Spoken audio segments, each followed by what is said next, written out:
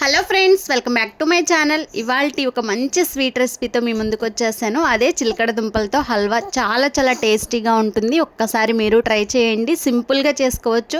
First time try చేసినా కూడా taste కానీ స్ట్రెచ్చర్ కానీ సూపర్ అంటే సూపర్గా ఉంటుంది. ముందుగా మనం చిలకడ దుంపల్ని ఉడికించి పైన ఈ పీల్ ఉంటుంది కదండి, అది తీసేసుకోవాలి. ఈ విధంగా మెత్తగా ఉడికించుకున్నట్లయితే చిలకడ దుంపలు ఈ హల్వా అనేది చాలా సాఫ్ట్గా వస్తుంది. నోట్లో పెట్టుకుంటే కరిగిపోతుంది అనమాట. సో చూడండి, మన ఛానల్లో చిలకడ దుంపల్ని వాటర్ వేయకోకుండా ఎలా ఉడికించుకోవాలో వీడియో ఉంది. ఒక్కసారి నేను డిస్క్రిప్షన్లో లింక్ ఇస్తాను, ఇంట్రెస్ట్ ఉన్న వాళ్ళు చెక్ చేసేయండి. సో ఫ్రెండ్స్, ఈ విధంగా చిలకడ దుంపల పైన ఉన్న పీల్ మొత్తాన్ని కూడా తీసుకొని అన్నీ కూడా ఒక మిక్సింగ్ బౌల్లోకి వేసేసుకొని మెత్తని పేస్ట్ లాగా ఫస్ట్ మనం మిక్సీ పట్టుకోవాలి. ఈ విధంగా మనం మిక్సీలో పట్టుకుని పేస్ట్ లాగైనా చేసుకోవచ్చు, లేదంటే క్యారెట్ తురుముకునే చాపర్ ఉంటుంది కదా, దాంతో అయినా మెత్తగా తురుముకోవచ్చండి. నేను ఇక్కడ మిక్సీ పట్టేసి మెత్తగా చూసారా, ఈ విధంగా పేస్ట్ లాగా చేసుకొని పక్కన ఉంచుకోవాలి. ఇప్పుడు స్టవ్ ఆన్ చేసి ఏదైనా ఒక ప్యాన్ పెట్టుకొని ఇందులోకి ఒక హాఫ్ కప్పు బెల్లం, తురిమిన బెల్లాన్ని వేసుకోండి. నా దగ్గర ఆల్రెడీ బెల్లం పొడి ఉందండి, అది వేసేసుకున్నాను. అదే కప్పుతో ఒక హాఫ్ కప్పు వాటర్ కూడా పోసేసుకొని చక్కగా ఈ బెల్లాన్ని పూర్తిగా కరిగించుకోవాలి. చూడండి, ఈ విధంగా కరిగితే సరిపోతుంది. మనకి ఎటువంటి పాకం అనేది రావాల్సిన అవసరమే లేదండి. చూడండి, ఇలా కలుపుకుంటూ ఉంటే కంటిన్యూస్గా మనకి బెల్లం పూర్తిగా కరిగిపోతుంది.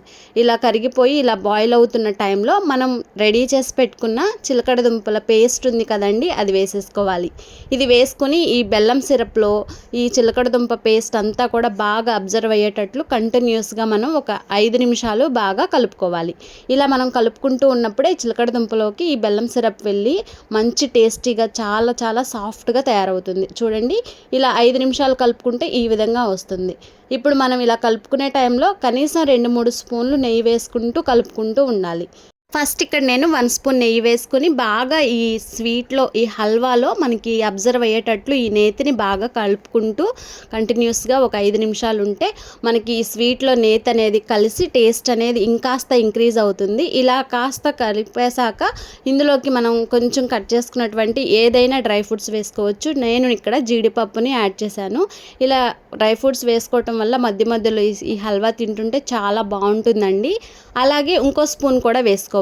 ఇలాగే మనం ఈ హల్వాకి ఎంత సరిపడుతుందో అంత నేతిని వేసుకుంటే నోట్లో వేసుకుంటే కరిగిపోతుంది ఫ్రెండ్స్. చాలా బాగుంటుంది. ఎప్పుడు రొటీన్గా చిలకడ దుంపల్ని ఉడికించుకునే తినడమే కాకుండా ఇలా ఒక్కసారి 10 అంటే 10 నిమిషాల్లో మనకి హల్వా రెడీ అయిపోతుంది. మనకి చిలకడ దుంపల్ని ఉడికించటమే లేట్ అనమాట, హల్వా ఈజీగా అయిపోతుంది.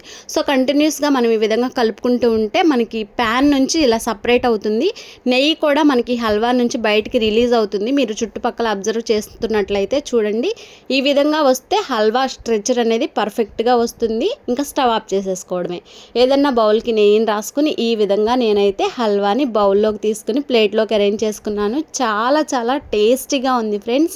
నోట్లో వేసుకుంటే కరిగిపోతుంది అనమాట. ఇక పైన గార్నిష్ కోసం మీ దగ్గర ఏదైనా డ్రై ఫ్రూట్స్ ఉంటే వేసుకొని చక్కగా అప్పటికప్పుడు 10 నిమిషాల్లో చిలకడ దుంపలతో ఈ విధంగా స్వీట్ చేసుకున్నారంటే ఆహా, ఇంటికి వచ్చిన చుట్టాలు కానీ ఎవరైనా సరే భలే టేస్టీగా ఉంది, ఎలా చేసావని అడగకుండా అస్సలు ఉండరు. చాలా బాగుంటుంది.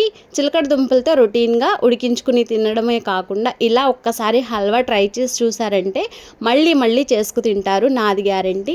మీరు ట్రై చేసి మీ ఫీడ్బ్యాక్ని కామెంట్ సెక్షన్లో షేర్ చేయండి. అలాగే ఈ వీడియో నచ్చితే కనుక ఖచ్చితంగా లైక్ చేసి సబ్స్క్రైబ్ చేసుకుని మీ ఫ్రెండ్స్ అండ్ ఫ్యామిలీ మెంబర్స్కి కూడా ఇలా కొత్తగా చిలకడ దుంపలతో హల్వా చేసుకోవచ్చని షేర్ చేయండి friends. Thank you for watching. మరొక మంచి వీడియోతో కలుద్దాం. Bye friends.